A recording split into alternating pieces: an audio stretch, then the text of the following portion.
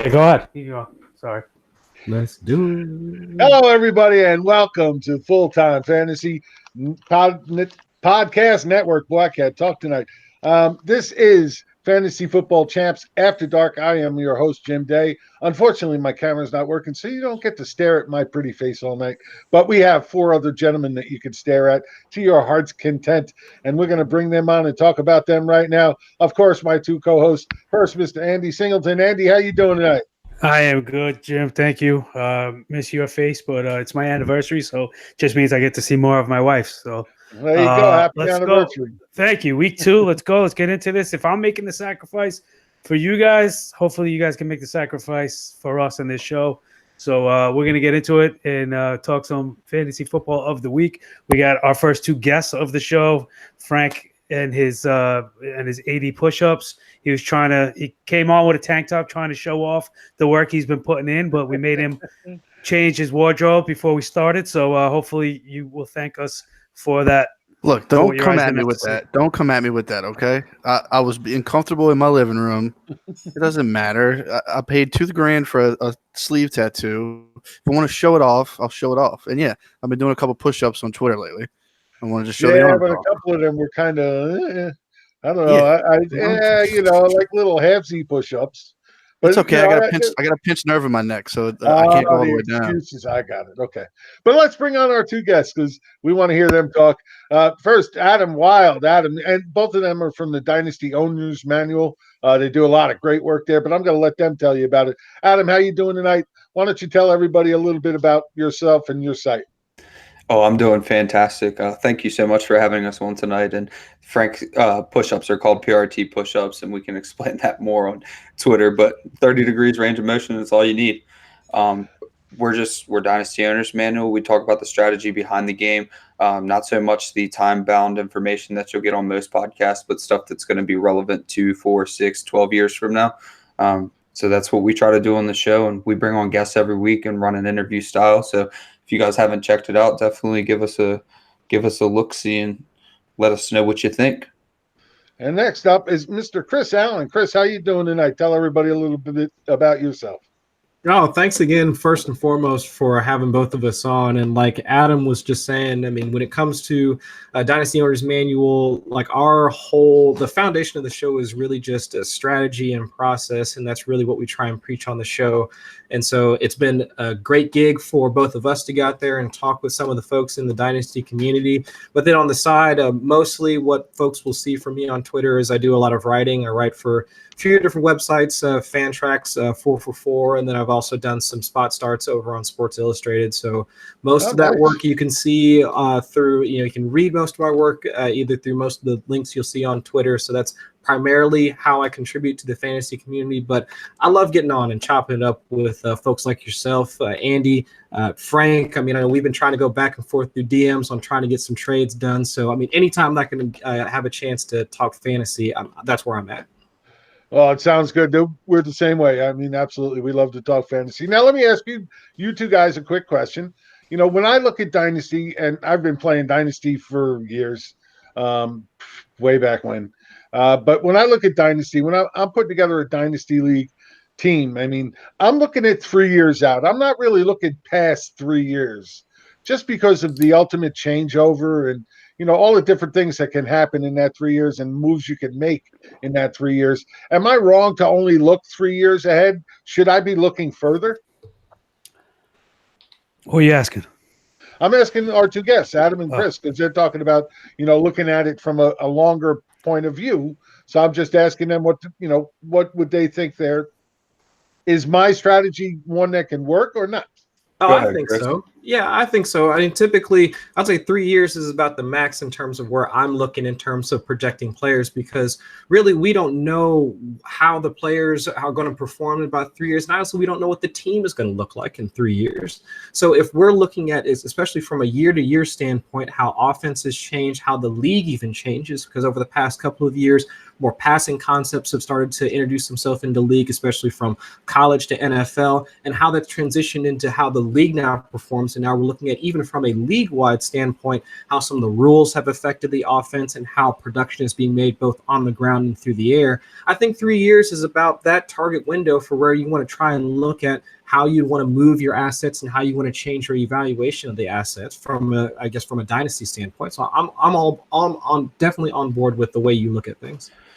So I've got a little bit of two varying principles with this. I think that your window is a direct correlation with your ability to put time into your league. So if you don't have enough time to be an active trader, your window is going to have to be something like 3 years, because what I like to do is win every year. Everybody wants to win every year.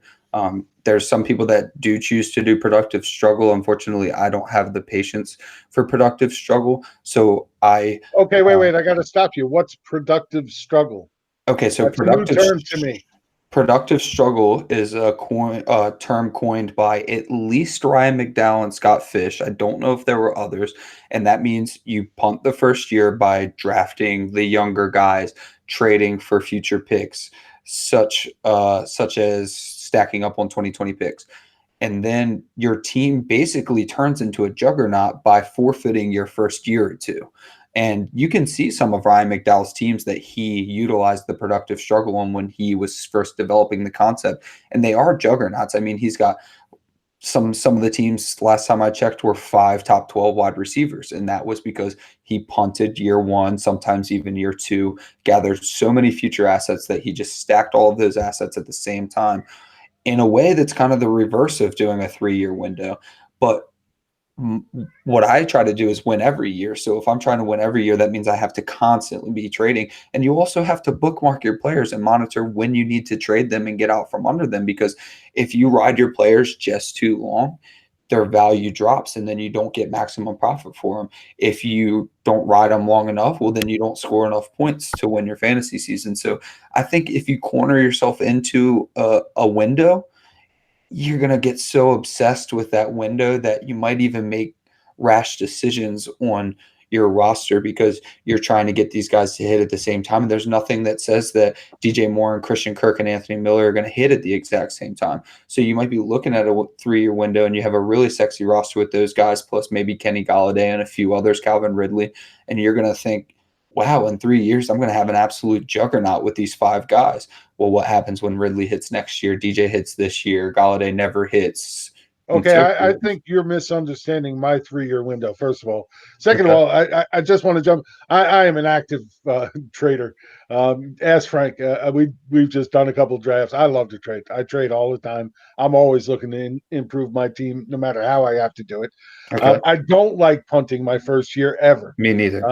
I want to win. I want to win now. I don't care. You know, I get the idea behind the strategy, but it's just not how I play the game. There's definitely a way to draft where you can get good, young value going forward, but also get some older vets that'll hold you over. And that's where the 3-year window comes in. If I'm looking at vets, I want to look at them and say, can I get 3 years out of that vet? And if I think I can get 3 more years out of that vet, then I have no problem taking them onto my team. So that's the 3-year window I'm kind of looking at. When you start talking about wide receivers that are, 30 years, do I think they can go to 33 and still give me decent production? That's what I'm looking at when I go out 3 years. So in reference to your younger players, I'm just kind of curious. So we've had a discussion where you backfill your roster with these younger guys. So when you're using your 3-year window and you're trying to say that AJ Green, Julio, and AB are all going to play until 33, what are you kind of doing with your younger players then to backfill that roster in reference to the 3-year window that you use? Well, the younger players, I'm just going for the players I think give me the best opportunity, both now and going forward. I mean, I love following the young players, and I definitely have no problem with using them. I mean, we have quite a few young wide receivers, running backs on our team. Josh Jacobs, David Montgomery are guys I definitely covered this year. So yeah, I have no problem.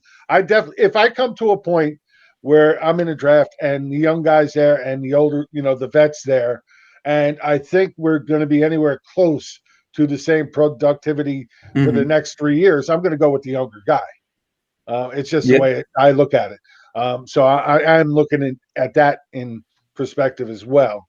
And I feel like I've been talking this whole time. So why don't we, it's a good discussion. I think it's a good discussion for a lot of people playing Dynasty, especially if they haven't been playing it for long. For sure. Trying to build roster construction in a Dynasty is definitely a lot harder than redraft. And, I just find way too often that too many people are valuing the young players just too much, or future draft picks just too much. I tend to think that I can use those future draft picks to get me better players now. I can always deal with next year's draft when it gets time to next year's draft. Sure. So let's go to you, Andy. What's your thoughts on this in the Dynasty? What are you looking at? I think I was gonna say I have to get a little long with 3 years. I am a little long, but I don't know about the 3 years. I have we'll save that. That's for a different episode. I gotta be honest. I feel like sometimes making trades is tough in Dynasty, and it's not I feel like the more active traders are just willing to wave the white flag and say, I know I'm gonna wind up overpaying more than half the time, because it just feels like in most trade scenarios I witness, nobody wants to ever be the loser. And it's not even a question of being like 50-50 or even close to it. It's like somebody feels like they have to clearly be like 75% or greater of what the trade feels like it is. And so like all the active traders, like to me, it's just you've just relinquished to saying, okay, I think this is gonna make me better, and I'll fill in the gap somewhere else. I'll get in a better player. Well, when it comes to Dynasty, the 3-year window, yeah, I mean we're playing for long term, right? So I'm always looking for youth, and you guys know I cover the draft, so I'm always more excited and enticed by the younger players. I think it really fluctuates from position to position. When you get into the wide receivers, I mean, look at Julio Jones. He's in his 30s already. He's still top 5, top 3 wide receiver. He's still commanding first-round talent. So I think it really all comes down to the position as well, in how you're valuing these players going forward. Somebody like Le'Veon Bell, how much do you feel like giving up for him? Even though we know he's going to be a top running back this year, are you really like going all in? I mean, if you have the roster where you need a stud running back, sure, you probably should. But how many guys actually feel like that's the right move? So are they offering you what he's actually worth? So I don't know. That 3-year window for me, I mean, I'm trying to win every year. So, just make the playoffs. Again, I think you guys are misinterpreting when I say my 3-year window, but okay. Believe me, I try to win every year. I do not punt any season ever. I'm always trying to do whatever I can to win that season. So I am confused, because typically when you hear 3-year window, that's because you're gearing your team up to win in 3 years. So no, okay, that's not. Again, it comes back to my veterans. Okay. If I think I can still get 3 years value out of them, I don't have a problem grabbing them. As a matter of fact, I love the value they represent in Dynasty drafts, because people keep letting them fall. So if I think they can give me 3 good solid years, I'll jump on those vets. The 3 solid years, that's the only thing that comes into play for that. If I think I can get 3 years out of a vet player going forward, then I'll invest in them. Otherwise, I won't. So are you trying to predict when the players are probably 3 years out from not producing, so you can sell them at a peak and get full value? Gotcha. Absolutely. All right, I'm picking up what you're putting down. So yeah, that usually a year and a half into that is when I'll start looking to see if I can make a move, especially if they're playing very well at that time. Do you happen to have an example of somebody like that right now that you are? Travis Kelce. Yeah. Okay. All right. Cool. I think he's a perfect example. He's right at that age line where people are already starting to say, I think he's got 3 years left in him. At least the guy is a freaking beast. Sure. Doesn't miss a lot of time. Doesn't get hurt a lot. So I think he's a beast. I think he does that easily. So he fits right into that window for me. Mm-hmm. I would invest in him. And, I know a lot of Dynasty people, especially with the influx of some really good tight ends coming in this year's draft, especially. I love some of these guys in this year's draft, but I think a lot of people in Dynasty are kind of like, I wouldn't say shying away, but I think he's fallen a little bit more than I think he should.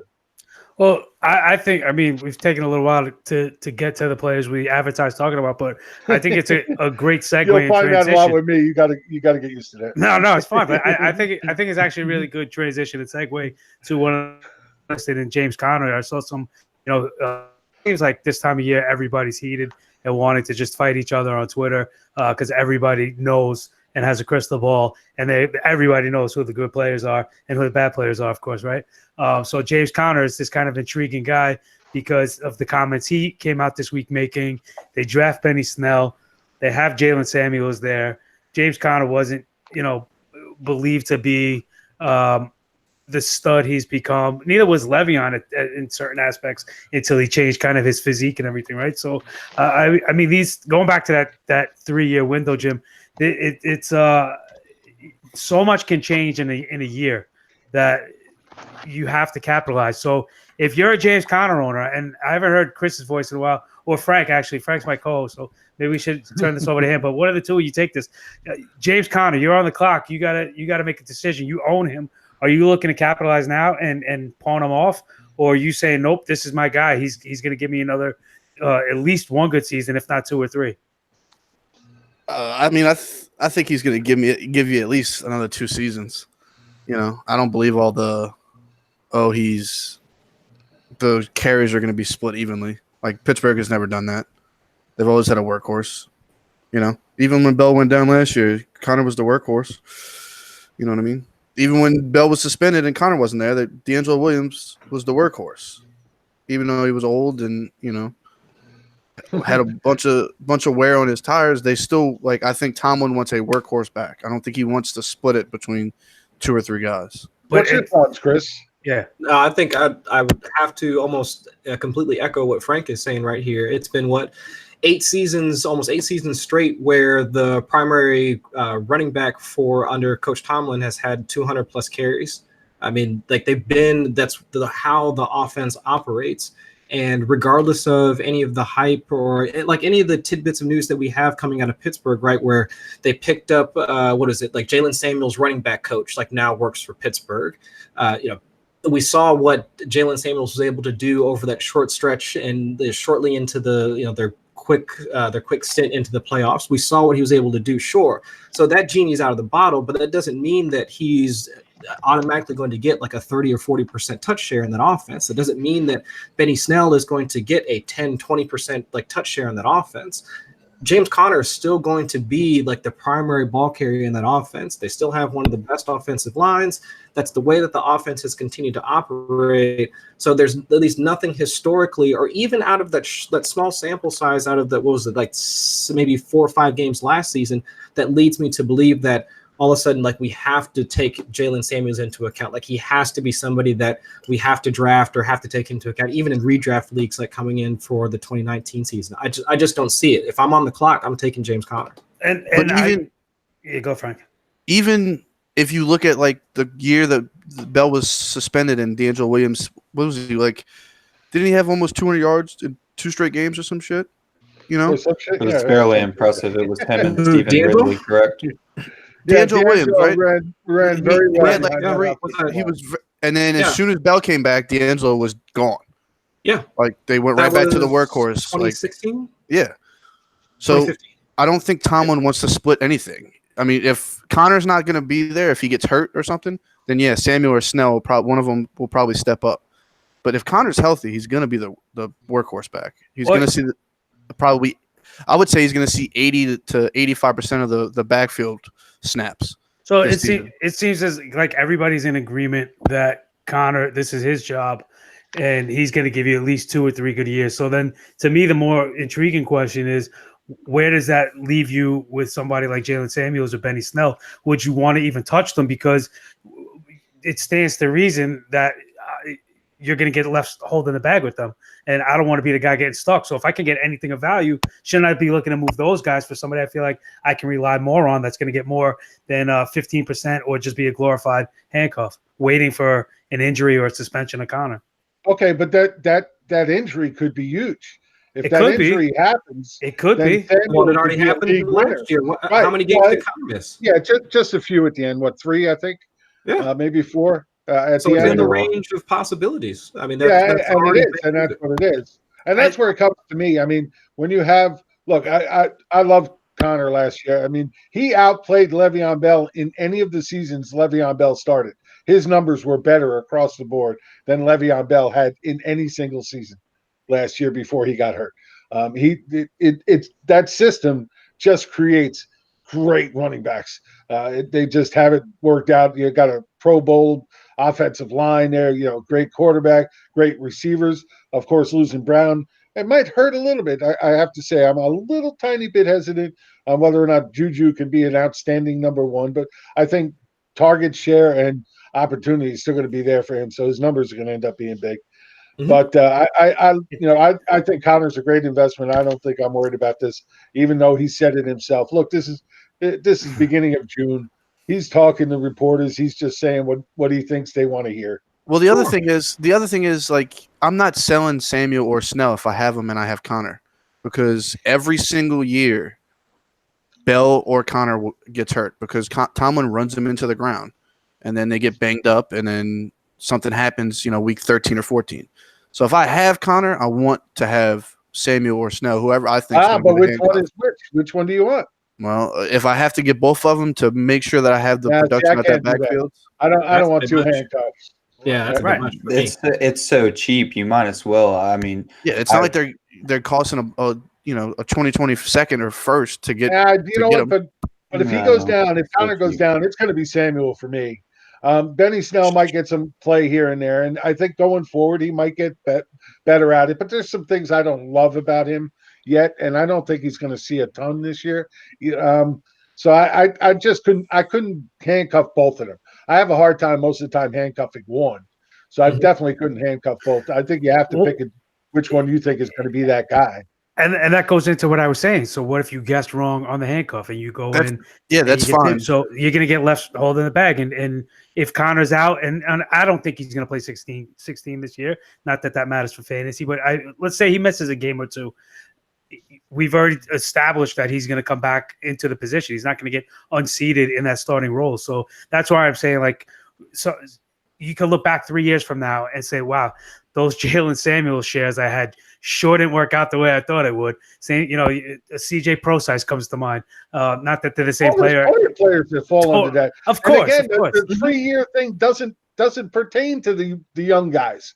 Well, I'm not worried about it. Look, there's plenty of young guys that don't make it 3 years. Heck, the average span of a player in the NFL is 3 years. Right, but you feel better about their chances to crack the rotation than what we're saying we're establishing with the Pittsburgh game plan, where 85% of that bulk is going to the guy in the lead position, which we're all agreeing is Conner at this point. So, but to just touch on your thing about Juju real quick, I don't think it matters if he's going to be a great wide receiver one or not, because as Frank and I have established, James Washington is going to be an unbelievable wide receiver too. Yep. Probably the best wide receiver two in the league. Speaking of which, real quick though, because I don't want to keep our guests out of the loop. They haven't been. We made a couple of bets last week. The first one we made last week was that these two guys bet that James Washington would outproduce Dante Moncrief this year, and I absolutely don't believe that. I think I like James Washington. I think he'll make some big plays, but I think Dante Moncrief is going to be the true number two on that team this year and outproduce James Washington. So we made a bet last week on it. We couldn't figure out what the actual bet was for, but now I found what the bet is for. Here's what the bet is, guys. If James Washington, outplays Dante Moncrief, or if the other way around, whoever loses, I have the perfect shirt that they have to wear for the rest of the playoff season during our podcast. And it's a pink shirt that says, I am a fantasy football loser. Ooh. Good to me. Oh, goodness. Well, I hope it fits you, Jim. Good thing you only got one, because it ain't going to fit me. Yeah. I'm not worried about it. You're not gonna have to send it our way either. So let's get the input from our two guests. Chris, I'll start with you. What's your thoughts here? Moncrief or Washington? You believe in Washington? I've been a Chief Keef truther for a few years now, man. I've been really hoping that being paired with at least a better offense, seeing him stuck down in Jacksonville, and I just don't think that with the injuries and whatnot, there was, I think, a confluence of things when he was with the Colts, so that he was injured, that Andrew Luck was injured. So I just don't think that they were able to reestablish that connection that they had. Gosh, when was that? Like 2015 or something like that? I thought you were going to say 20 years ago, and I was going to agree with you. It feels like it, though, yes, doesn't it? It does. It's that 3-year window. Yeah, exactly. But I still think he has the talent, and like regardless of if it's James Washington's second year or not, like he dropped like 15, 20 pounds. I don't know. I mean, I still think that Dante Moncrief is a more established wide receiver, and I think that he can wind up being at least a better asset in 2019. I think long term, sure, give me Washington, but in 2019, I agree with that. I agree with that too. Yeah. How about you, Adam? What's your thoughts here? I'm on James Washington. It's not even close. So I think another podcast has to make another bet. I do too. Shut up! Don't listen to Adam. I do 2 out of 3 bets with wide receivers, whereas so receptions, yards, and touchdowns. So whoever gets 2 out of 3 of those, and I would venture to say that maybe Moncrief gets it, the touchdown portion of the bet. But I see no way he wins receptions and yards, and I don't even know that he'll get the touchdowns because if we're going to go with coach-centric analysis, we also should go with the quarterback-centric analysis, which is not going to throw to somebody that he doesn't absolutely trust. He had James Washington last year. He didn't trust James Washington last year. That's why he never got on the field. That's not true. Towards the end of the year, James Washington was trusted, and that was the whole narrative. He was not trusted at the beginning of the year, which is because he was a rookie. And then towards the end of the year, there was the reverse narrative that Ben is coming around to James Washington, and we saw his production match that. So I would venture to say that he does trust him now, and he probably shouldn't have trusted him originally because I'm trying to figure out what you're talking about of how he was trusted at the end of the year. His biggest game was 3 catches for 65 yards against the Patriots in Week 15. What did you expect from him when he was behind AB and Juju? And I don't care. It's in this offense that puts up a ton of points and throws the ball one of the most amounts in the league. So then what's the point for Moncrief? I think Moncrief is going to be that wide receiver too now.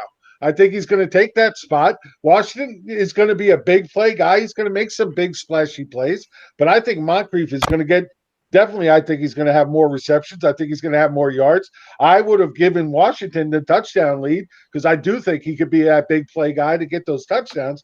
But I think Moncrief, definitely takes the other 2. And, supposedly the talk out of Pittsburgh right now is that Moncrief is doing a good job and they like him a lot. And they seem to be building a good rapport with Roethlisberger. So why are you taking the OTA talk on Moncrief, but you didn't take the OTA talk when James Conner said that Jalen Samuels was going to be eating into his touches?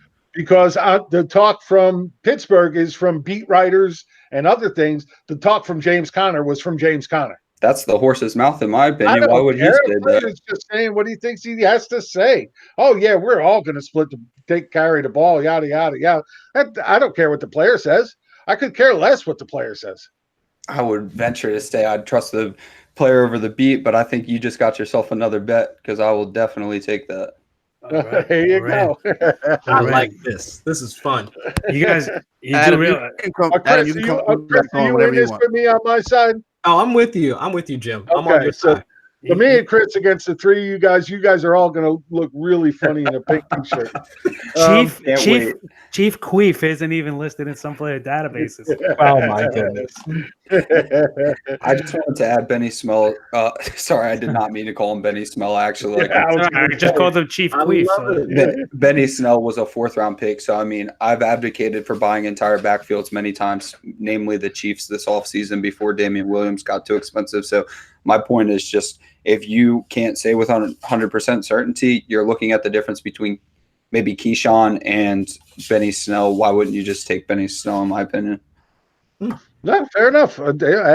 Hey, look, if we all agreed on the same players, this game would be boring as heck. Absolutely. No doubt about it in my mind. So I love the fact that we can go back and forth. And I love the fact that you guys are okay being wrong. I think that's very cool on your part. So Jim, I think we need to set this up already that these two come back for the episode that we're the first episode after the season. I think that's a great idea. And I say, since Chris wants to hop on the bandwagon with you and Adam's with me and Andy, the losers also have to wear a wig the whole episode that we record the next time. Well, that's only because you want to have hair. Well, true. I want to have long flocks. I'm going to wear my tank top too. I ain't got no damn wigs. I ain't going out buying a damn wig. I'll buy a pink T-shirt, but I ain't buying no damn wig. You want to get crazy about it? We could have it to you and I could shave our beards if it don't work. If you want to get crazy, All right, so look, or we get a tattoo. You're going tattoo. too far. You're going too far. I haven't shaved my beard since 2014 when I got out the military. You won't razor have hasn't to. touched this face. This is true. I don't have I to. haven't shaved my beard since a lot longer than that, dude. I can't grow a beard. Much longer. It takes me a while just to grow this guy, so I'm gonna have to keep this. I'll go with the wig option though. If we lose in the like the far off chance that we lose, I'll take the wig option. All right, Okay, so but enough of that. Let's keep going. We spent half the show about half the stuff. We didn't even get to most of the stuff. We're like wanted on to one talk team. about. We just talked about Pittsburgh the whole time. Yeah. So let's talk about DK Metcalf. Russell Wilson, who is one of my favorite quarterbacks in the league. I love the guy. Coming out praising Metcalf, how smart he is, how quickly he picks up the game. I got to tell you, coming into the draft, I wasn't a huge fan of Metcalf. There's a lot of things that I don't like about him. His route tree isn't very good. He's a great, straightaway player and great to go up and get the ball and fight for it. And that may be where he gets a ton of play this year for Seattle in the red zone. But, with Wilson coming out and saying all this glowing stuff about him, does this change your minds, or does it, mold into what you already think? And again, I want to start with our guests. I'll start with you this time, Adam. What do you feel here with DK Metcalf working with Russell Wilson? Yeah, so the problem with DK Metcalf all offseason, and the reason I slandered him so much is because of the price. There's a price for everybody, and I never disliked DK Metcalf for what he's good at, but I did dislike him as the 101, 102, sometimes 103.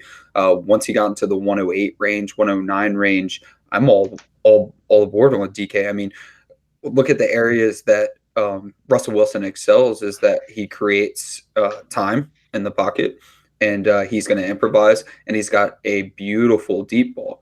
Well, that means that Russell Wilson's going to give DK Metcalf time to get down the field. So what is DK Metcalf good at? He's good at going deep, and he's good at high pointing the ball. So he fits perfectly. It was an amazing landing spot. I don't know why he caught any flack for the landing spot, but he is a limited player, and I think it's almost naive to say that he's not. I mean, it's very obvious visually to even people who aren't experienced with film watching that he is limited, but that's okay. There are many limited players in the NFL that do very, very good things at what they're good at. And I think he is going to excel greatly at getting downfield, high pointing the ball, beating inferior corners. And I think he's going to do well there.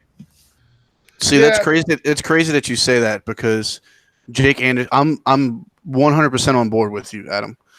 As much as Jake Anderson loves DK and thinks he's going to be a stud, I'm total opposite.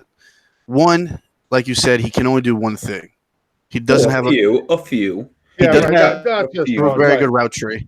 It's just he doesn't have a very good route tree. Sure, but that can be learned. The other thing is Russell Wilson doesn't have a good repertoire with wide receivers over 6 foot.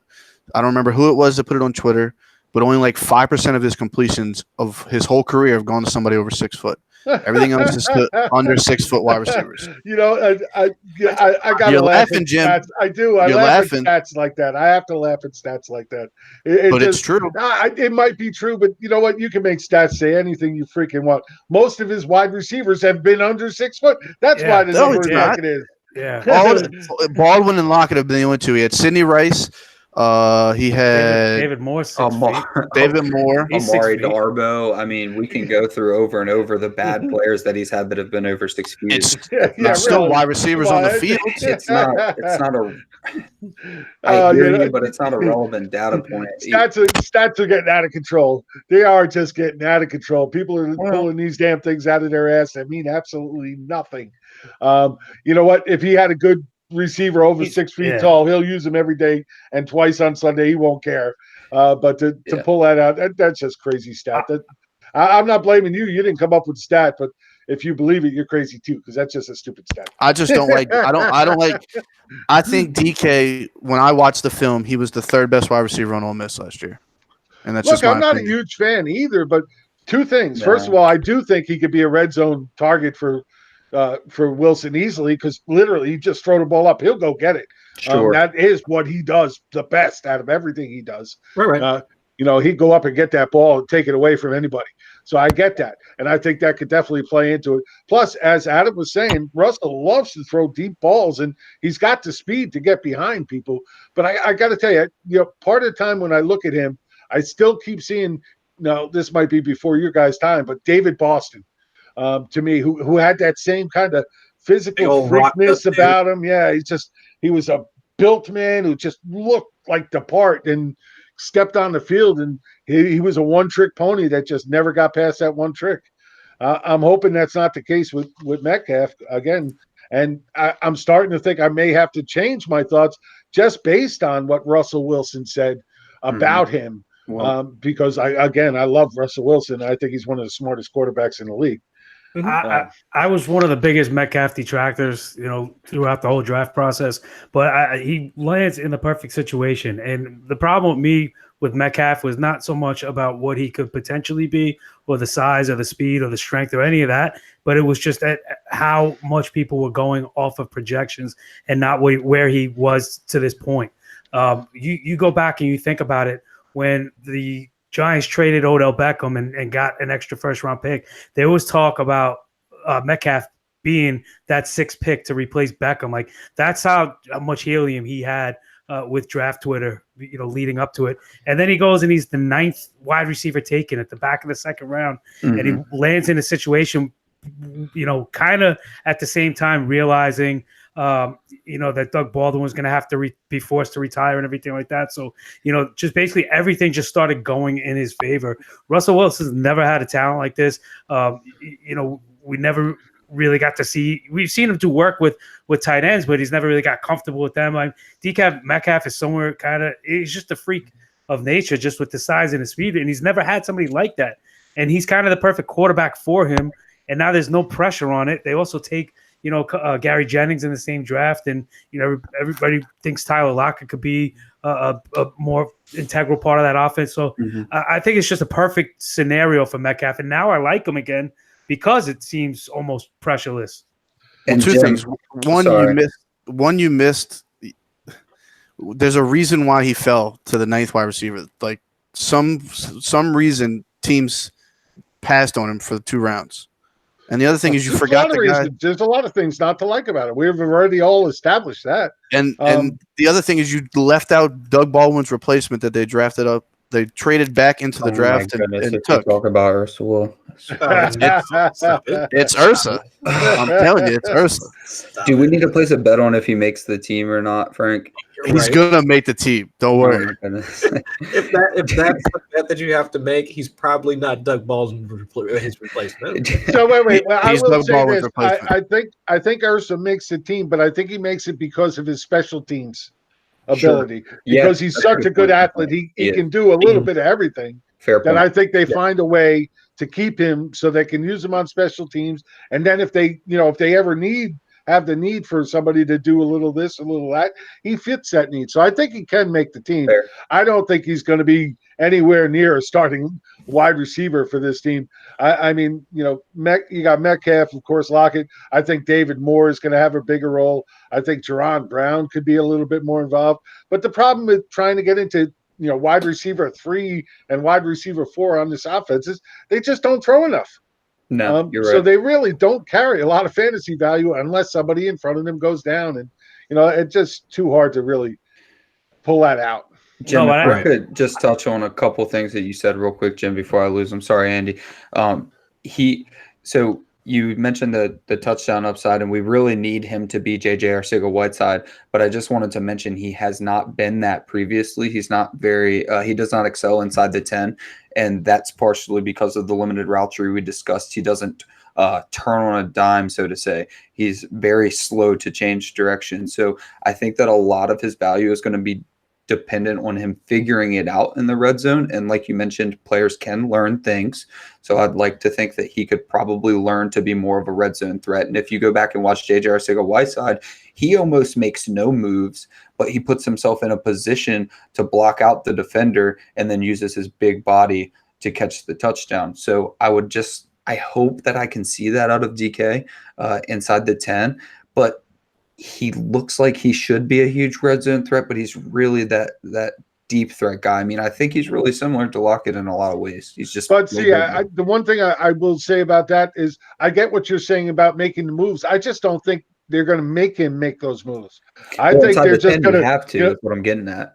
I don't think you have to when you have somebody like him who has the size and strength to be able to go up and high point the ball. You know, you could just get it up there, let him go fight for it, and I think he can make that transition. I totally agree. He just hasn't done that previously. Maybe you can say that. But, you know, it could be just the offense. They didn't use him that way. Sure. I'm not going to get to that. Right. I think that if he's going to have any value, I think that's going to have to come into play. To be in the red zone. I would just chime in that I don't. We don't want you to chime in, so we'll keep talking. No, go ahead. I was just going to say I don't necessarily see what you're saying with his pass. He's had limited opportunities, but I can vividly recall him going and he's aggressive. You can't teach that aggression. So you add the size and the strength that he possesses. He's willing to go up and challenge DBs, and he's got the size over them, and he'll come down with the ball. He's almost too aggressive sometimes. When I was watching this film, I noticed he'll do a lot of pushing off. So all the greats do. Too aggressive. DeAndre Hopkins should be called on every single. Yeah, really. But Fitzgerald's been the same way like that for years. But he just does it a lot more subtly, but he always does it. But as big as he is, it looks even more like eye-popping. No, I get what you're saying. Yeah. But there's definitely been some cases of him going one-on-one and just going up and getting it. And just again, those opportunities haven't really been there. So I think it's too early to make that assumption and say he can't do it or he hasn't shown that the ability to do it. I think it's there. Well, hopefully the smart quarterback takes advantage of the players he has on the field, even with their limitations. And I think he's a smart quarterback. I think he's got a smart coach. I think they find ways to get him, the ball, whether he can, make the right moves in the end zone or not, run a simple post pattern, throw it up, run a simple fade into the corner, let him go get it. There's ways around that. So hopefully I think they find that. One of the comps, you were talking about David Boston before, Keith in the comments was saying hopefully DK can turn into Vincent Jackson. That would be a great career, wouldn't it? That'd be a nice career, but I think he needs a little bit more agility in order to meet that type of comp, though. Yeah, so here's the only thing I think about when y'all talk about the red zone is in his division alone, he's not going against like three of the smaller corners. Like Talib is 6'1", Peterson's 6'1", and Sherman's 6'3", and I'm pretty sure those are going to be. And I know Peterson's suspended, but he's going to see those guys 6 times at least this year and next year. I don't see them leaving those teams. So he's not. It's like he's going against the smaller wide receivers. Yeah, but you're basing this all on the fact that you think their top cornerbacks are always going to be on top of him. In the red zone, it's not going to be the case. It's not going to be the case. I mean, you got Tyler Lockett, who's explosive all over the field. They got other weapons now. I don't think that's going to be. Look, based on his uses in college, that won't be the case. Sure. They'll be looking at somebody else at that point, or not really just dedicating everything to him. So I don't know that you shadow Seattle. They don't pass enough. Right, exactly right. Yeah, it's just whatever side he ends up, and then of course that comes to Pete Carroll in the offense and finding ways to create those mismatches. So I don't. Right. Yeah, I don't think you can just make the assumption that Patrick Peterson is going to be on him every time they play. Man, that's going to be that commands a lot of respect if you're going to try and stick a corner like PP on that dude. Oh, we'll see right. it. Especially in the rookie season. Yeah, but certain plays, not the whole game. Sure, absolutely. Right. I mean, DK is going to burn you 65 yards down the field. That might be his only catch of the game, but we will see Patrick Peterson. I discussed that on our show just a little bit because I think that they match up perfectly for a real dogfight, and I think maybe not this year, but next year, if DK can hit, which I really hope he does. I got some shares later. I think that will be very fun to watch the way those two players match up. No, I agree. If DK can take his game to the next level, I think he could be an outstanding wide receiver. He's definitely got some of the talent there. He needs to work on the rest. So hopefully they can get that done. Yeah. So okay, let's keep moving. No, we got a couple other people to talk about. One of the other pieces of news that came out, and we're not going to get to half of the things we did, but real quick, one of the pieces of news that came out is that Chris Herndon may be facing a 2-game suspension because of his DWI last January. And I'll start with you this time, Chris. what are your thoughts on Herndon? Does this push him off your radar a little bit, push him down the draft board? Does it have any effect on you whatsoever? Pushed them down the draft board for me for sure. I mean, he was somewhere in the, let's say, back half of like the tight end class, like for me, in terms of like the players that I would like to target. But still, I mean, it's still the Jets. It's still Adam Gase. I mean, there's really not a ton to get excited about. I did see a blurb earlier today that the offense is supposed to like pick up the pace a little bit more this year since they ran like one of the fewest plays like in total, like in the 2018 season. But even still, I mean, you've got Sam Darnold in his second year, and there's just not a ton to. A terrible offensive line. Yeah, terrible offensive line. I mean, I think their defense, though, can take a step forward. So I like their defense this year. I really love the pieces that they added on their defense. Yeah, and I love the coach they brought in. I am definitely a Williams fan. Yeah, so it's like it's but either way on the offensive side, I mean, if you're already talking about a tight end, even with as much athleticism that Herndon has, and he's going to be out like 2 games out of the, at the beginning of the season where they're really trying to get the offense in shape and like trying to move forward, and he has to come in like in week 3. It's just not something that I'm really going to get excited about. It's not a situation that I really want to invest in. I had to do. I was on Superflexology's pod last night, and they wanted me to do the Jets preview, like they were doing like a switching new coaches and new places thing. Mm-hmm. And when I looked at Herndon and I looked at Adam Gase's tight ends where they finished, besides Julius Thomas in 2013 where he finished as the second tight end, none of the other. I think Julius Thomas finished as tight end 2 and tight end 11, and then after that it was like in the 30s or lower. Can you name any of those tight ends after that? Well, Julius Thomas went to Miami with him. I can help you a little bit with that too. I would feel bad not to mention where I got this from, but this is very valuable. Sigmund Bloom on the Audible talked extensively. Oh, I was listening to that too. Yes. This was very, very good, and I was a very big Herndon buyer, and I had to look into this more because Herndon is very similar to Mike Gesicki, which drew me to research more. So Adam Gase runs an absurd amount of 11 personnel that does not go well with an athletic kind of wide receiver-ish tight end at all. And he basically drafted Gesicki to use him the exact opposite of how you should utilize Mike Gesicki. The problem is he's going to the Jets to a situation where we have another young, promising tight end that we're all excited about in Chris Herndon, who is very similar to Gesicki. Now, do we know that he's going to bring the absurd amount of 11 personnel again? No, but he has it every other team that he's utilized. So I was already a little afraid with Chris Herndon because of that, because he was going to get utilized incorrectly. And Chris Herndon isn't the guy that you want his hand in the dirt whatsoever. Yeah, so really. If that's how Gase is going to use him again and ruin him like Gesicki, then we should have been off him anyways. And then maybe this suspension, though unfortunate for him, might be a blessing in disguise for people who thought that they were going to go buy the next top 5 to 10 guy. Yeah, you want more of a wide tight end, like somebody like that. Think of like for the LA Rams, you're thinking more of like a Tyler Higbee versus a Gerald Everett. Gerald exactly. I kept getting the very, very good analogy. That's essentially what you want, like when you're talking about Adam Gase. Yep.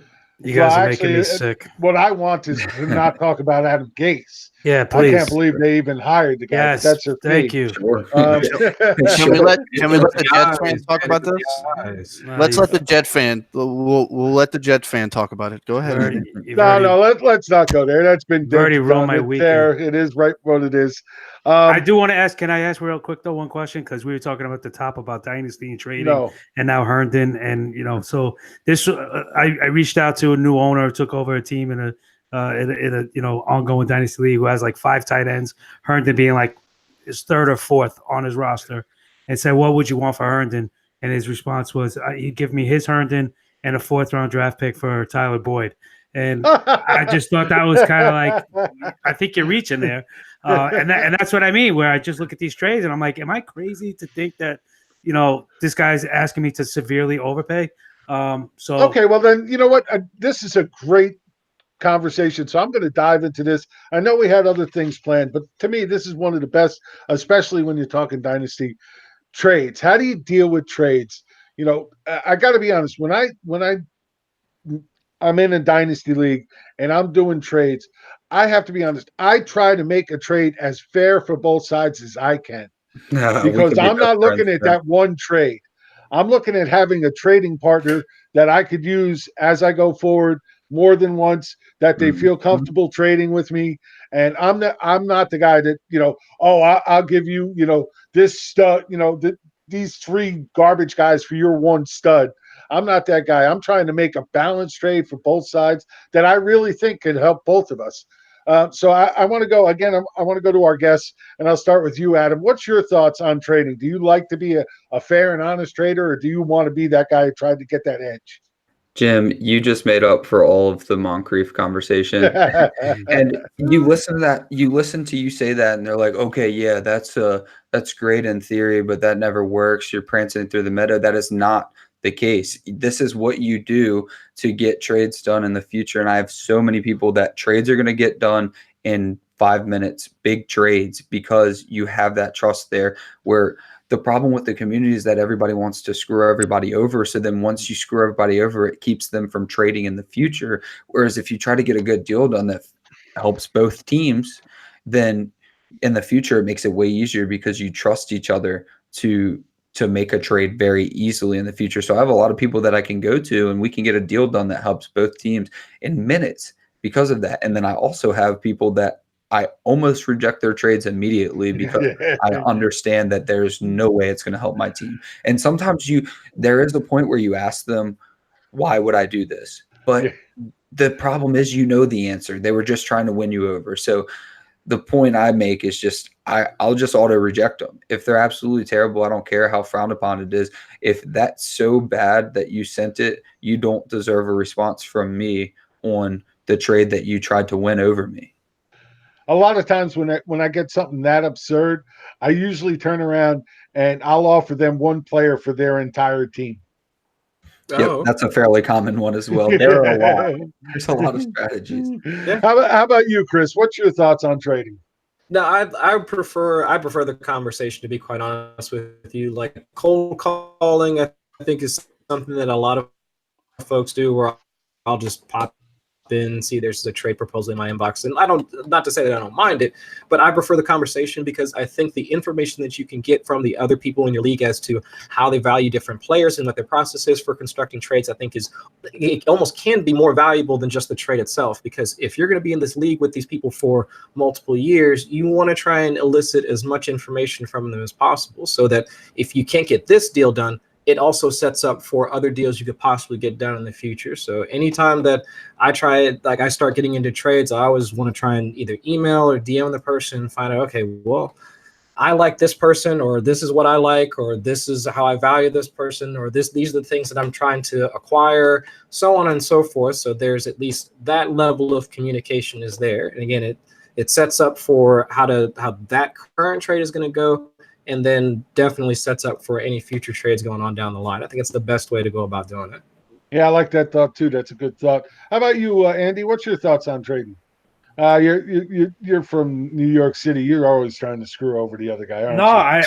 I'm actually the complete opposite of that. I try to be fair and balanced.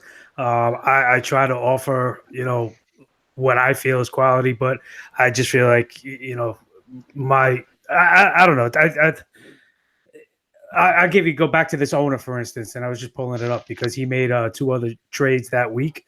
That he came back to me with this offer after these other 2 trades. First, he puts Travis Kelce on the block, and I said, "What would you want for Kelce?" And he said, "I'm looking for running back, so I like your Blake Martinez. I mean, linebacker. Blake Martinez. I was like, what? Sorry, linebacker. And I'm looking for running back. So I like your Nick Chubb or your Ezekiel Elliott." And I said, "Yeah, you know what? I don't have the depth. Maybe this isn't a good fit." So then he goes and he trades Kelce, and he also includes Bobby Wagner and Darren Lee. So I'm like, you're giving up good linebackers. Had you told me that, I would have been able to include Blake Martinez, So I said, hey, if you got anything else going on like that, let me know what's fully on the table. Okay, no problem. So then a couple of days later, he says, James Conner's on the block. So I said, all right, what do you want for James Conner? And he goes, well, I still like you, Nick Chubb. And I said, well, I can't. No, I'm sorry. It wasn't Conner. It was Antonio Brown. I said, what do you want for Antonio Brown? He said, I still like you, Nick Chubb. I said, I'm not doing that.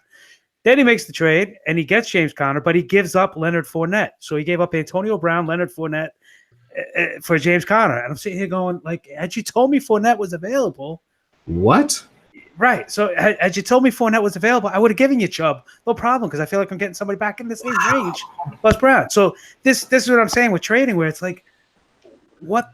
Again, we're cursing on the show. What the fuck do people think when they're making these trades? Sometimes? Well, I guess we are now. No. And so my idea of trading is I feel like I'm banging my head against the wall because people always tell me I'm trying to get over on them, and I'm like, really not.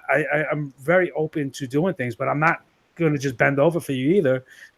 So whatever. But speaking of bending over, let's talk to Frank. Frank, what's your thoughts? This ought to be good. I have a huge trading problem. I think I tweeted it out the other day, and between all the degenerates, the 6 degenerates leagues, Trade at X5, and the one Devy league I'm in, I think I have like 106 trades this offseason already between the 8 teams. I don't really mind. Like, I'm not set on keeping one player. Like yesterday in DD5, we're in like round 12 of the startup. I acquired Zeke, and then I didn't have him anymore like an hour later, so I flipped him. So I want it to be even. I want it to be even on both sides. No, I like to build my team. Like, I got offered Zeke and like a 17th round for Kerryon Johnson and my 10th and 12th rounders. Well, I know I can get more from Zeke than I could from Kerryon. So I automatically accepted it, and then I flipped Zeke for Kittle, Sutton, and I don't remember who the running back was. Maybe David Montgomery. So I want to – if somebody's going to offer me a trade and it's way in my favor, I think all of us can agree, like, I'm not going to be like, hey, man, like, this is unfair for you. Like, you're going to get screwed. Sure. Yeah, but doesn't it make you go to the want to go to the news real quick and see if you're missing anything? Right. Like the guy you're about to get just broke his leg, or just wrecked his ACL just minutes before. When you like, I want the trade to be fair, and like even with our 2 guests, like I made a deal with Adam and DD1 for, I think I gave him a Cole Hardman and a 2020 second or 2021st second, one of the two, third for Duke Johnson, which he automatically accepted. I wanted Duke after I did some research on him. And then me and Chris have been talking about DD2 about swapping Melvin Gordon and Adams with just different pieces. Trying to figure it out. Adams? Devontae Adams. No, not Josh Adams. I will say this. In the DD4 league, there is one gentleman in that league who definitely likes to make those what the hell are you thinking type of trade offers. And then if you go back to him, he's always like, what? That was fair. That was fair. But he wants to get your 10th rounder for his 23rd rounder and a 2024th rounder. The problem with those people is that you have to decide if it's going to be worth salvaging or if it's somebody that you just have to completely cut off. And there are definitely times that some people. Oh, he's cut off. Me and Jim had him cut off before round 3 was over. Sometimes it is worth salvaging because we can't assume that everybody is on the same wavelength, and they might not be in tune to value. They might disagree with value. So the problem is I will show them 12 different methods of explaining to them why their value is not even close. If they're willing to listen after that, which a lot of people have been, then you can trade going forward. And you can even say, these are some of the things that I look at. So if you want to trade with me, just check these things first. Some people are oblivious and don't want to listen. It drives me nuts, and I love these guys. These are friends of mine. I've been on their show. I've hung out with them a bunch. Obviously through the internet and all that. But I hate when these people come back and I say that offer doesn't even come. But the calculator says it is. I don't use the calculator. Get out of here with that shit. The calculator says I'm giving you an even deal. Like, come on, man. Yeah, I love that kind of stuff. Okay, well, we're almost out of time. We're not going to go as long as we did last week, but I do want to get one thing in. We'll do this fast and quick. I want to get a buy low player from everybody real fast. Give a quick reason why and move on. And I'm going to start with you, Adam. Give us a buy low candidate you really like. Well, I would do MVS still, even though the news just came out that he's going to be the wide receiver 2, blah, blah, blah. The wide receiver 2 on the Green Bay Packers is always extremely valuable. If he returns value and is actually the wide receiver 2, even though you think you might be overpaying now, you're not. So he's still a buy low. Don't be afraid to buy people just because they're in the news. Yeah, no, absolutely right. Chris, how about you? I've been digging Justin Jackson for the Chargers. I do think that I'm assuming that Melvin Gordon's deal is going to happen sometime within the next, let's say, 6 weeks or so, definitely before the 2019 season begins. But, I mean, again, if we're worried about Todd Gurley's knee, we were worried about Melvin Gordon's knee issues just a couple of years ago. I mean, he's only had like one full 16-game season. I think that even though Austin Eckler, I think he offers like weekly flex appeal, I think if we're looking for like cheap handcuffs, like something along those lines, I think Justin Jackson is a viable option. So he's one of the guys that I would try and pick up as much as I possibly could. And I definitely think Jackson is the better handcuff in that situation. I agree. I'll go to you this time, Andy. Who's your thought? James Washington. Talk about somebody different we haven't beat to death already. Oh, Frank, you go. Okay, I'll come back to you. Okay. Frank, how about you? I mean, how low are we going? Because You can go as low as you want, dude. well, I don't. The guy that I want to talk about isn't that really that low, and that's that's not going low enough, and you're wasting our time. Go lower. well. I'll go with Okay, what I'll go. Yeah, go ahead. Right now, going at the end of the 10th round is Mr. Carlos Hyde. I mean, we talked about him a little bit. Look, I like Damian Williams. I do. I think Damian Williams has every chance to be the starting running back for this team all year. I do. But we've never seen him have that kind of carry that kind of load. And if anything does happen to him, you got a guy right behind him in Carlos Hyde that can do all the same things. He can catch the ball, he can run the ball, he can pass protect. And in that offense, if he gets to be the starter in that offense, which he will if Damian Williams doesn't hold up, he's going to be a guy that can absolutely change the course of the season for fantasy. And, you know, people sleeping on Carlos Hyde because of the fiasco that happened last year with Jacksonville, it just being totally dumb and very short-sighted. This is a guy who's still a very good running back, and if he gets a chance to take over that offense, could be a league changer. So I'm going to go back to you, Andy. Give us one. Yeah, I'm just trying to look up because, again, it's for me, it's June. So, you know, I will say give me I just had one here, and then I lost it. You say it like it's June, like that means anything. I just started my 30-second draft the other day. Yeah, but this is all going to change. I just had one with him. Oh, give me Matt Breida. I think, you know, I like what everything's been said about Tevin Coleman and everything like that. I just don't really trust McKinnon. I never really did. I think Breida is the guy there. If I had to pick one of the three for where you're going with him, I think that's relatively, you know, pennies on the dollar for what it could turn out to be. So I'll say that. I just want to touch real quick also, though, two things of note. One, we talked about Sony Michel last week and not knowing what was happening. And I mentioned then it was June 7th. Well, now it's June 14th, and we know what happened. He had his knee scoped like he did last year. So the Damian Harris hype that we gave you last week, it's still there and real, but don't be afraid of Sony Michel. And James Williams was just cut by Kansas City, and a lot of people are like freaking out over this because, you know, James Williams is a good player, and they think it means something about him. Listen, teams are trying to fill needs. Opportunities come out of those needs. Not every team is fit for every player. James Washington was just the odd man out. I think they did him a favor. James Washington, yeah, they cut him, didn't they? Yeah. Not James Washington, James Williams. So I keep saying James Washington, James Williams. No, I think they actually did him a service, not a disservice, but a good thing by cutting him this soon, so he could try to latch on with another team before, you know, it's too late or later in the year. So I don't think this is a knock on James Williams, the player and the talent, of course, the running back out of Washington State I'm talking about. So I just, that was something that just popped up over the last 24 hours that caught my eye. Okay, Frank, how about you? Did you ever give us a player? No, you didn't. So give us a player.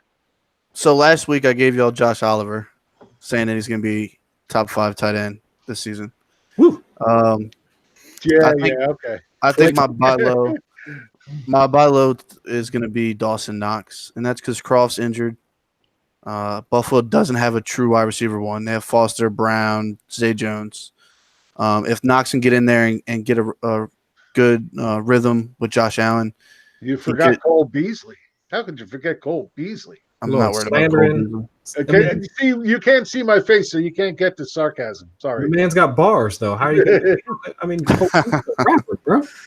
So I think Dawson Knox could definitely finish inside the top 12 of tight ends if Croft doesn't play much this year. I wouldn't be surprised if we see 4 or 5 of these rookies end up in the top 12 this year. Oh, yeah. Drew Sample, Oliver. I don't know. I'm not counting on Drew Sample. Drew Sample's primarily a blocker. That's why. He's absolutely going to be a blocker.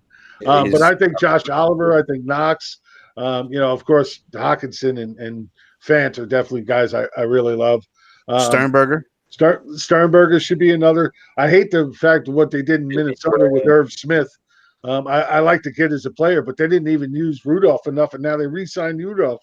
Totally just I have no idea what that organization was doing there, wasting a second-round pick on Irv Smith if you were going to just turn around and keep Rudolph. It doesn't make any sense. Sorry, he's an easy cut next year. So, yeah, I would – if you wanted to use another buy low, I would still say Irv Smith because his value is going to go down maybe to the third now from overreaction. So he's still a good buy low because they're probably going to go from him next year. I'd take Dallas Goedert over him, and Dallas Goedert's still going in the 15th round. Oh, I would too, but that doesn't mean that Irv isn't still a buy low. I guess he is. Man, he's gonna be cheap now, man. It's gonna be. He will be cheaper. That's for sure. No doubt about it. Okay, real quick, one guy in the early rounds that you absolutely will not draft this year, and I'm going to start with you this time, Andy. One guy in the early rounds. You just come on now. Come on. One guy you won't draft in the early rounds. One guy I won't draft in the early rounds. How early are we going? Top 3? Top 2? Top 1? Let's say top 5. Make it easy for you. That's not easy at all. Damian Williams. There you go. Damian Williams, I'll say. I just think there's too much hope for what amounts to be a glorified, platoon type of player. Oh, that's the only chance he got before. We'll see what happens. It's not the only chance he's gotten before. Yes, it is. It really has. He's flashed when he's gotten more than that. He just never really got to be a full-time player. We'll see. We'll see. That's all we can say. He's got all the tools that offense needs. Adam, how about you?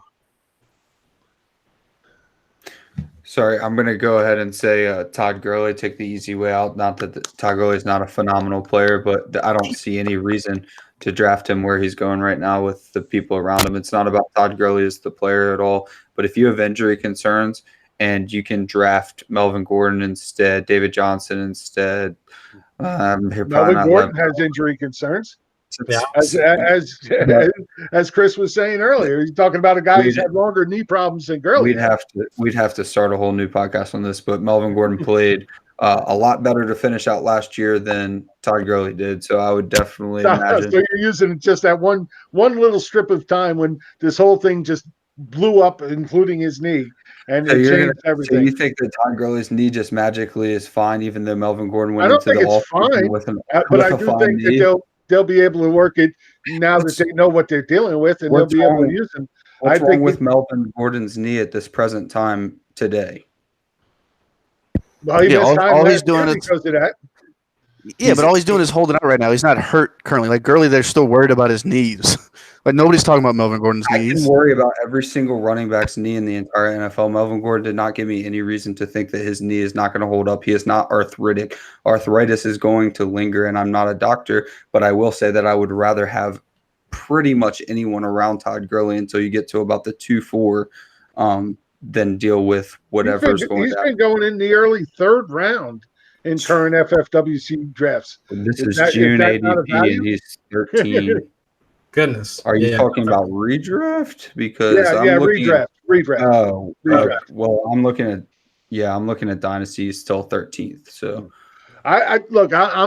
I'm not saying he's going to put up the monster numbers he has in the past, but in that offense, with him still being the goal line back, I still see him for easily double-digit touchdowns. And even with decreased touches, I still think he's going to put up top 5, top 6 running back numbers. Why take that chance? Because there's also other guys you can say that about without injury concern that are butted up next to him. Like who? I mean, I can go down the list right now. I mean, Joe Mixon's fine. Mike Evans, Le'Veon Bell, Melvin Gordon, David Johnson. oh no, Nick well, I Chubb. was talking more running backs, but okay. Well, then, okay, just Nick Chubb is fine, and he's going 4 picks later. But Nick Chubb, wait. Okay, I really want to get into this, but it's a good point. Okay. Nick Chubb does have his concerns as well because in week 9, all of a sudden you have Hunt coming back to that team, and we don't. I still don't get me wrong. I expect Chubb to be the number 1 all year. I do.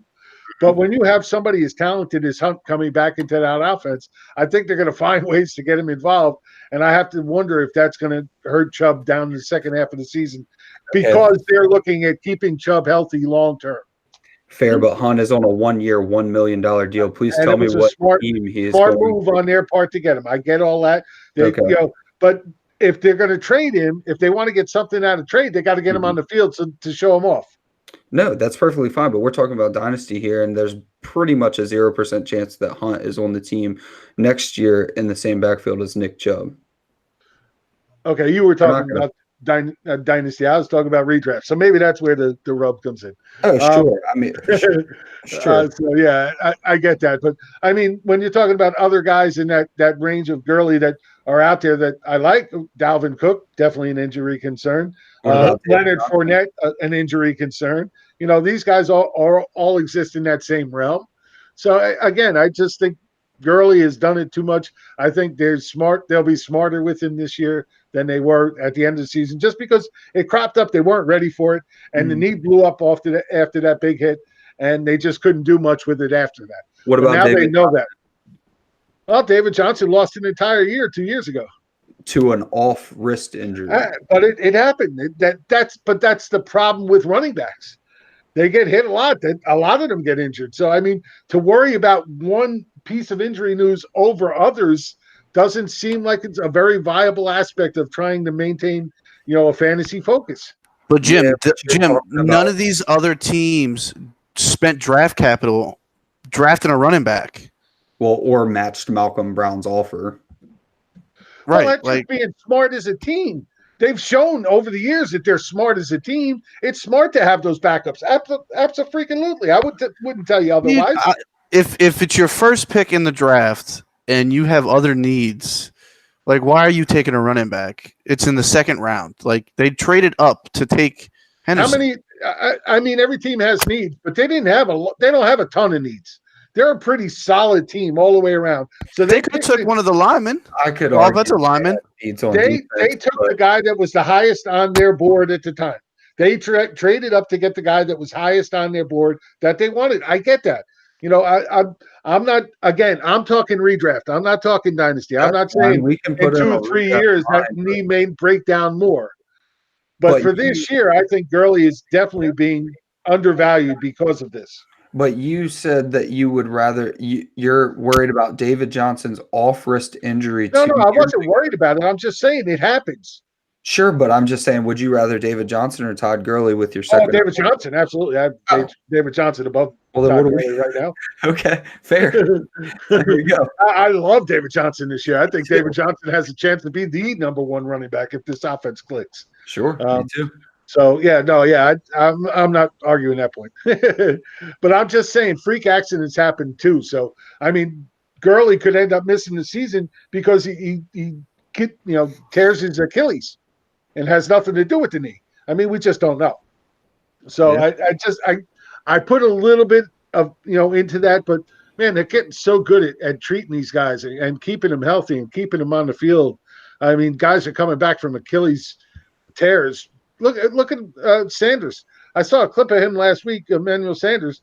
He's out on the field running, and cutting both left and right easily with no problem. Yeah. I heard Todd Gurley went to get stem cell treatment in England, actually.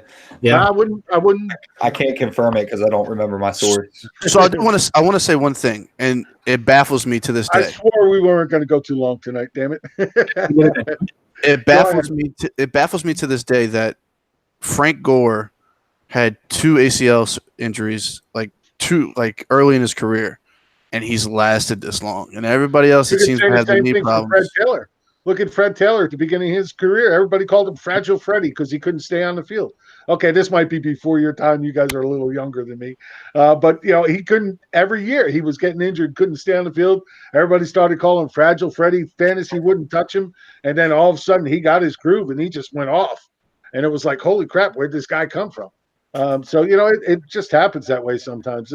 Some guys, get injured early and bounce back. Other guys don't get injured early, and then later on they just, have a bevy of injuries, a la Roddy White.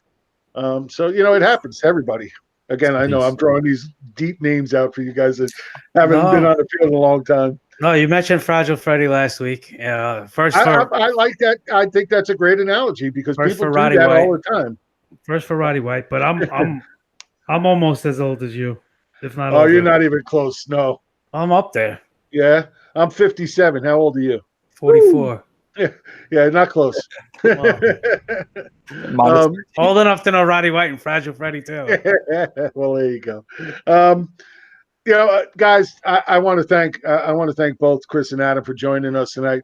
And I'll start with you, Chris. Why don't you tell everybody where they can find you once again? Give you your Twitter address, whatever you got going on. Let them know. Oh, absolutely. And first and foremost, thanks again for, all three of y'all having us on tonight. It's definitely been a pleasure chopping up with you guys. And anytime that you guys need a couple of guys to come in and tell at least Frank and Andy why they're wrong, Jim, you just give us a call. I got you, Chris. I got you. But you can find me on Twitter at Chris Allen FFWX, and as I mentioned beforehand, you can find all my work either on Fantrax 444, or then again, I'm doing a few things for Sports Illustrated over the summer. So come find me, catch me in the DMs. Excellent. How about you, Adam?